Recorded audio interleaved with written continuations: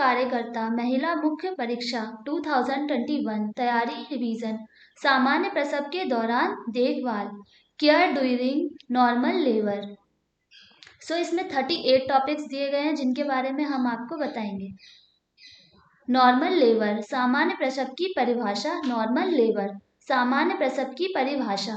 प्रसव जनन अंगों में होने वाले परिवर्तन का क्रम है जिसके द्वारा गर्भाशय में उपस्थित जीवित भ्रूण को योनि में से होकर शरीर से बाहर निकालने का प्रयास किया जाता है। सामान्य प्रसव 4 चरण में पूरा होता है। फर्स्ट स्टेज, गर्भवती स्त्री का आधारिक तालवंड संकुचनों से लेकर गर्भाशयी ग्रीवा फैलाव तक का काल primi 12 hours multi 6 hours. Second stage, गर्भाशयी ग्रीवा फैलाव से लेकर शिशु जन्म होने तक का काल primi 2 hours multi 30 minutes. Third stage, शिशु जन्म से लेकर प्लेसेंटा निकालने तक का समय primi 15 minutes multi 15 minutes. Fourth stage, अपरा निकालने से लेकर 1 घंटे तक।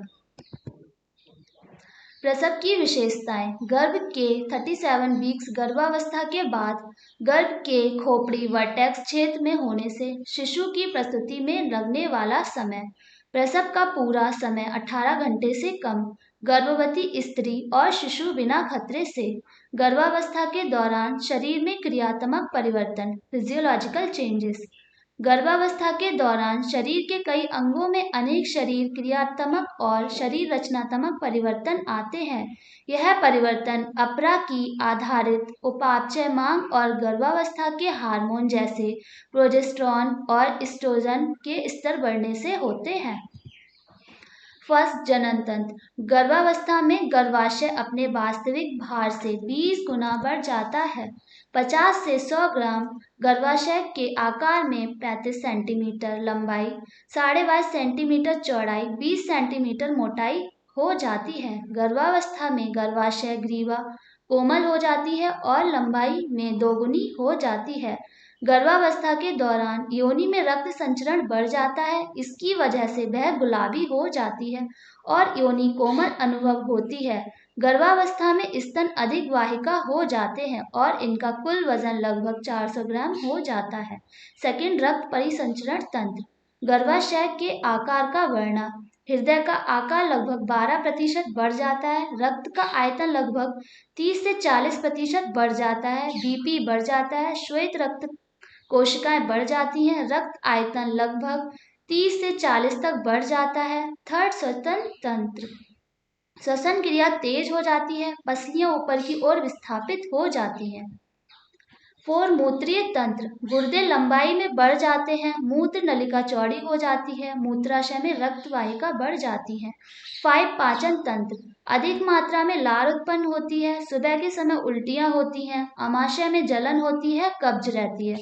6, त्वचा। लीनिया नाइग्रा, नाभि के नीचे काली भूरी रेखाएं। स्ट्राइग्रेविडेरियम, पेट, जांघ व स्तनों पर सफेद चमकीली रेखाएं।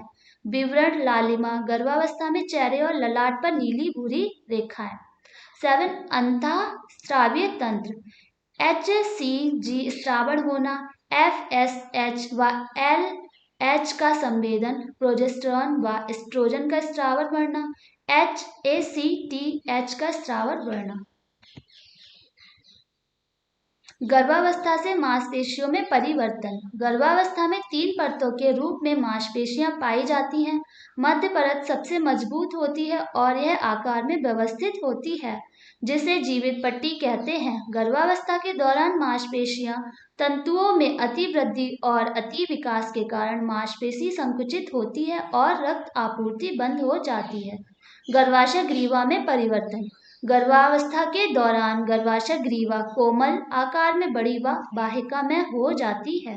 गर्भावस्था ग्रीवा नली को बंद कर देता है, अतः यह गर्भाशय भूड़ियों झिल्लियों की संक्रमण से रक्षा करता है। लाई, यह शिशु के लंब अक्ष व माता के लंब अक्ष के मध्य संबंध दर्शाता है। अनुदैर्ध्य लाई, इसमें भ्रूण की लंब अक्ष और गर्भाशय की केंद्रीय अक्ष एक ही तल में होते हैं। तिरछी लाई, इस स्थिति में भ्रूण का लंब अक्ष मात्र कशेरुक दंड सीध में नहीं होता है बल्कि इसके कोणीय स्थिति पर उपस्थित रहता है। क्षैतिज लाई, इस स्थिति में भ्रूण का लंब अक्ष मात्र कशेरुक दंड के समकोण होता है। सबसे सामान्य लाई अनुदैर्ध्य होती है। पोजीशन, प्रसूति तंत्र में भ्रूण के शरीर के बहुत से भागों का एक दूसरे से संबंध या गर्भावस्था में शिशु के शरीर द्वारा ग्रहण की गई स्थिति की अवस्था दर्शाता है। प्रेजेंटेशन, फीटस का वह हिस्सा जो कि गर्भाशय के निचले पोल में होता है। प्रेजेंटिंग पार्ट, फीटस के प्रस्तुति का वह हिस्सा जो कि इंटरनल ऑस के ऊपर रहता है, जिसको की उंगलियों द्वारा सर्विक्स के खुलने पर जांचा जाता है, जैसे कि सिफेलिक प्रस्तुति में वर्टेक्स प्रस्तुति हिस्सा होता है। ब्रो और फेस, जो कि शिशु के सर के मुड़ने पर निर्भर होता है। एटीट्यूड, फीटस के विभिन्न हिस्सों का एक दूसरे से संबंध को फीटस का एटीट्यूड कहते हैं, जैसे कि सामान्य प्रसव के लिए फीटस का एटीट्यूड फ्लेक्शन होना चाहिए। डिनोमिनेटर, फीटस के प्रस्तुत भाग का वह बिंदु जो कि मां के पेल्विस के विभिन्न क्वाड्रेंट के संबंध में आता है, जैसे कि ऑक्सीपुट वर्टेक्स में, मेंटम फेस में, फ्रंटल एमिनेंस ब्रो में, सैक्रम बीच में, एक्रोमियन शोल्डर में। पार्टोग्राफ, प्रसव रेखा, यह भ्रूण के शरीर के किसी भाग अथवा इसकी प्रस्तुतिकरण वाले भाग का माता की श्रेणी के साथ संबंध दर्शाता है। संपूर्ण श्रेणी को 8 भागों में बांटा जाता है, जो कि इस प्रकार है। Occipito anterior, right occipito anterior, right occipito transverse, right occipito posterior, left occipito posterior, left occipito transverse, left occipito anterior, left. सबसे सामान्य स्थिति लेफ्ट ऑक्सीपिटो एंटीरियर होती है। भ्रूण की प्रस्तुति, यह भ्रूण के लंब अक्ष का माता के लंब अक्ष के साथ संबंध दर्शाता है, अर्थात भ्रूण का कौन सा भाग गर्भाशय के निचले भाग में स्थित होता है। नितंब की प्रस्तुति अथवा पैरों की प्रस्तुति, इस ग्रंथि में नितंब या पैरों की प्रस्तुति होती है। बाहर प्रस्तुति, प्रसव में भ्रूण के सिर की ऊपरी तथा पिछले भाग की प्रस्तुति। संयुक्त प्रस्तुति, भ्रूण के मुख्य प्रस्तुतिकरण वाले भाग के साथ साथ किसी भुजा का भ्रंश हो जाना।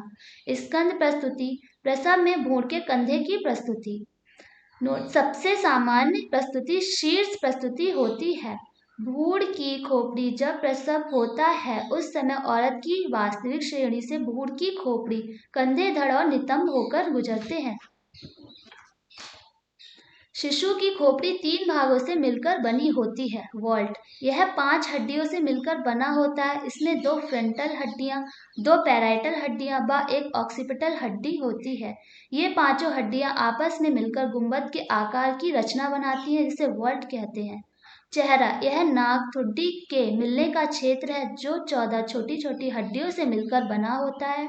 आधार, यह हड्डियों के संयुक्त होने से बना होता है जो कि मेडुला के जैविक केंद्र की सुरक्षा करता है। प्रसव की क्रियाविधि, जब शिशु योनि से गति करने लगता है तब शिशु के सिर व धड़ भाग में जो लगातार अनुकूलन के लिए परिवर्तित होता है उसे प्रसव की क्रियाविधि कहते हैं। शिशु सामान्यतः निम्न स्थितियों में होता है। लाई अनुदैर्ध्य, प्रस्तुति भाग सिर, स्थिति LOA, अब स्थिति आंकुचन, डिनोमिनेटर ओसिपुट। प्रसव की क्रियाविधि में निम्नलिखित घटनाएं शामिल हैं। उदर्भ श्रोणि तंग मार्ग में शिशु के सिर का प्रवेश, शिशु के सिर का आंकुचन, सिर का आंतरिक घुमाव, सिरोवल्क के अधिकांश भाग की भग पर उपस्थिति, सिर का बाहर आना और घुमाव, प्रत्यावर्तन, कंधों का आंतरिक घुमाव व सिर का बाह्य घुमाव, कंधे और धड़ का आंकुचन होना, कंधे और धड़ का भाग बाहर आने लगता है। Mechanism of labour, before engagement descent rotation, complete rotation, early extension, complete extension, resuscitation, anterior shoulder delivery, posterior shoulder delivery. Difference between true and false labour pain. True false pain, false labour pain. गर्भाशय संकुचन के साथ कड़ा होता है। गर्भाशय संकुचन के साथ कड़ा नहीं होता है। संकुचन बहुत गहन और असुविधाजनक हो जाता है। संकुचन अनियमित और रुक रुक के आता है। दर्द के कारण गर्भाशय का संकुचन है। दर्द के कारण एनीमा देने के बाद दर्द बढ़ता है। दर्द कम हो जाता है। गर्भाशय के ग्रीवा चौड़ाई होती है। गर्भाशय के ग्रीवा चौड़ाई नहीं होती है। दर्द पीठ के निचले हिस्से से लेकर पेट और पैरों तरह फैलता है। दर्द पेट के निचले हिस्से में केवल रहता है और फैलता नहीं है। शो रक्त और अनबने दिखाई देता है। शो रक्त और अनबने दिखाई नहीं देता है। गर्भ का संकट में होना, फीटल डिस्ट्रेस। जन्म से पहले गर्भ का ऐसी परिस्थितियों से गुजरना जिनके अधिक समय तक बने रहने से गर्भ को अस्थायी क्षति हो या उसकी जन्म अवधि में मृत्यु हो जाते हैं, इसे गर्भ का संकट होना कहते हैं। कॉजेस, मात्सक गंभीर निर्जलीकरण, गर्भवती का चित मुद्रा में लेटना, गर्भवती का रक्तचाप कम होना, नाभि नाल का संपीड़ित होना, गर्भाशयिक संकुचन एवं मात्रक अतिसंवातन। Sign and symptoms. गर्भ के हृदय की धड़कनें सामान्य से अधिक होना। गर्भ के हृदय की धड़कनें सामान्य से कम होना। गर्भ का आघूर्ण सामान्य से कम होना। गर्भ का मल उल द्रव में होना। गर्भ की गर्दन में नाभिनाल चारों ओर लिपटकर कस जाना। चिकित्सा। गर्भाशय के अंदर की स्थितियों को सुधारना अति आवश्यक है। इसमें गर्भ को मिलने वाले रक्त की मात्रा को बढ़ाया जाता है। उस स्थिति को बदलकर स्त्री को वायु पार्श्विक स्थिति में लिटाते हैं। यदि ऑक्सीटोसिन दी जा रही है तो उसे तुरंत बंद कर दें। प्रसवा का संकट में होना, मैटरनल डिस्ट्रेस। जन्म से पहले गर्भ का ऐसी परिस्थितियों से गुजरना जिनके अधिक समय तक बने रहने से गर्भ को स्थायी क्षति हो या उसकी जन्मावधि में मृत्यु हो जाती है तो उसे गर्भ का संकट में होना कहते हैं। कॉजेस, मात्सक गंभीर निर्जलीकरण, ऑक्सीटोसिन उचित होने से प्रसवा सदमे, जनन मार्ग फट सकता है, मूत्राशय भरा हो तो फट सकता है, प्लेसेंटा व मेम्ब्रेन के गर्भाशय में रुकने से, ज्वर व प्रसूतिता पूतिता होने से, बार बार योनि परीक्षण होने से, RH निगेटिव रक्त समूह, प्रसवोपरांती रक्तस्राव। Sign and symptoms, fever 37.8 Fahrenheit, मुंह सूखा रहता है, गंभीर निर्जलीकरण, घबराहट हो, हल्का पीला हो, मूत्र मात्रा में कम हो, BP अधिक हो, प्रसवोपरांती रक्तस्राव, नाड़ी दर मोर देन 100। चिकित्सा। उदरीय प्रसव करना पड़ सकती है। उस स्थिति को बदलकर स्त्री को बाईं पार्श्विक स्थिति में लिटाते हैं। यदि ऑक्सीटोसिन दी जा रही हो तो उसे तुरंत बंद कर दें। प्रसवारेख पार्टोग्राफ, वह प्रसवारेख प्रपत्र की जिसमें प्रसव प्रक्रियाएं विशेषता ग्रेवॉय विस्फोर के प्रारंभ से पूर्ण होने तक की महत्वपूर्ण घटनाओं को समय के सापेक्ष आरेखित किया जाता है, उसे प्रसवारेख पार्टोग्राफ कहते हैं। प्रसवारेख के महत्व, इससे गर्भ के प्रसव एवं प्रसवकालीन परिवर्तनों की सटीक व तत्काल सूचनाएं प्राप्त होती हैं। इन सूचनाओं के आधार पर गर्भ का जन्म कराने की सही योजना तैयार करना आसान हो जाता है। किसी भी प्रकार की जटिलता का समय रहते पता चलने पर उपचार के लिए मदद हो सकती है। प्रसवारेख के अवयवों, गर्भ हृदय पर झिल्ली फटने का समय, उल्ब द्रव, C for clear, M for meconium stain, B for blood stained, ग्रवीय विस्फोर, सिर पिचकाना, गर्भाशयिक संकुचन, सिर नीचे आने की क्रिया, ऑक्सीटोसिन उपचार, अन्य दवाएं और IV फ्लूइड्स, नाड़ी आधे घंटे में और रक्तचाप 4 घंटे में, तापमान 2 घंटे में, मूत्र की जांच, एल्ब्यूमिन एंड एसीटोन। ये पार्टोग्राफ है, ये जो है सिंप्लीफाइड पार्टोग्राफ, ये आपको CHC और PHC में मिलेगा, तो इसको आपको भरना पड़ेगा। तो ये भरा वाला फॉर्म है। तो नॉर्मली ये दो FHR है, तो यहाँ से 110 से लेकर 160 तक इसके बीच में आपको आधा आधा घंटा में उसको चेक करके आपको मार्क करना पड़ेगा। और यहाँ मैग्नेटिक फ्लूइड है, जैसे पहले बोला था C4 क्लियर और जो भी है, सो हर 4 घंटा में PV करना पड़ेगा, तो हर 4 घंटे में यहाँ पर आपको लिख सकता है। सपोज मेक्योनिम स्टैंड है, ये हम लिखना पड़ेगा, नहीं तो क्लियर है तो क्लियर लिखना पड़ेगा। क्लियर का आपको पीला पीलापन दिखाई देगी। और ये देखो, ये अलर्ट लाइन है, ये है एक्शन लाइन है। सो ये कब शुरुआत करना पड़ता है, देखो यहाँ पर 4 सेंटीमीटर से है, तो जब भी PV जो चेक करने के बाद 4 सेंटीमीटर ऊपर है तभी आपको ये पार्टोग्राफ स्टार्ट करना पड़ेगा। सो यहाँ से जो पहला मार्किंग है ये लाइन, अलर्ट लाइन के ऊपर होगा। फॉर एग्जाम्पल पेशेंट आया 9 बजे, उनका जो डायमीटर था 5 सेंटीमीटर है, सो आपको यहाँ पर आपको लगाना पड़ेगा। सो द फर्स्ट मार्किंग आपको पार्टोग्राफ में यहाँ पर स्टार्ट होगी, उसके बाद आगे जाएगी। और जो कंट्रैक्शन है इधर देखो, इसमें 20 सेकेंड्स के नीचे में, तो पहली बार ये मतलब 10 मिनट में यहाँ पर एक ही बार आया है, और धीरे धीरे बढ़ते हुए यहाँ 10 मिनट में यहाँ 2 बार आया है। बट बात ये है, ये मॉडरेट टाइप का है, और ये 10 मिनट में यहाँ पर 4 बार 5 बार आया है, ये सीवियर वाला है। सो इस प्रकार की इसको मार्क करना पड़ेगा। एंड इंटरवेंशंस में यहाँ पर ऑक्सीटोसिन जो दिया गया, कोई भी इंजेक्शन इसको लगाना है। और यहाँ पल्स, BP जो चेक करना है, ऊपर की 120 है तो एक डैश लगा के नीचे से इसको 80 ऐसे लगाना पड़ेगा। और जो पल्स है हर आधा घंटे में, जैसे हम लोग TPR चेक करते हैं तो उस प्रकार की जितनी भी पल्स है उसको लगाना पड़ेगा। टेम्परेचर यहाँ 37.8 डिग्री सेल्सियस जो भी है फ़ारेनहीट है वो लिख सकता है। And active management of third stage of labour ये सरकार के द्वारा दिया गया है, तो इसको आपको एक बार स्टॉप करके देख लेना। इस पे क्या है, active management of third stage of labour में फर्स्ट वाला जो स्टेप होता है, ऑक्सीटोसिन 10 यूनिट्स देना पड़ेगा IM। और जिसके पास वहाँ पर ऑक्सीटोसिन नहीं है, सो मीसोप्रोस्टॉल जो टैबलेट है 600 mg ओरली दे सकता है। और जो स्टेप 2 है, ये कंट्रोल कॉन्ट्रैक्शन, देखो यहाँ पर इसको जो सिम्फाइसिस पीपस के ऊपर हाथ लगा के वो इस पर आगे कर रहा है, और जो प्लासेंटा को रोटेट करके वो नीचे कर रहा है। This is called as control contraction. और ये स्टेप 3 जो है, ये यूट्राइन मसाज करना पड़ेगा। This is active management of third stage of labour. So इसमें इंटरव्यू में भी पूछा जाता है।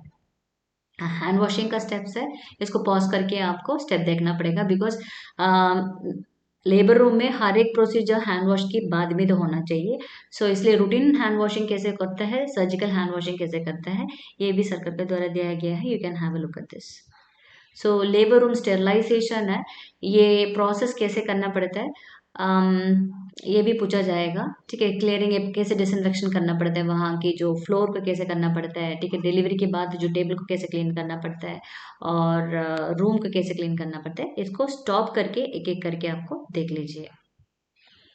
ये ऑपरेशन थिएटर का है, स्पेशली जो ऑप्स OT है, जिसमें पेशेंट को लेबर रूम लेके जाने के बाद OT को कैसे क्लीन करना पड़ता है, वहाँ का सामान को कैसे डिसइंफेक्ट करना पड़ता है, और ये जनरल मेजर्स क्या है वो देखना है, क्वालिटी कंट्रोल देखना है। सो इसको पॉज करके आप आराम से इसके एक बार पढ़ लीजिए। सो जो भी इसके रिलेटेड, ये एग्ज़ाम के रिलेटेड नोट्स चाहिए, आपको लिंक डिस्क्रिप्शन में मिल जाएगा। सो ज़रूर उसको देखिएगा।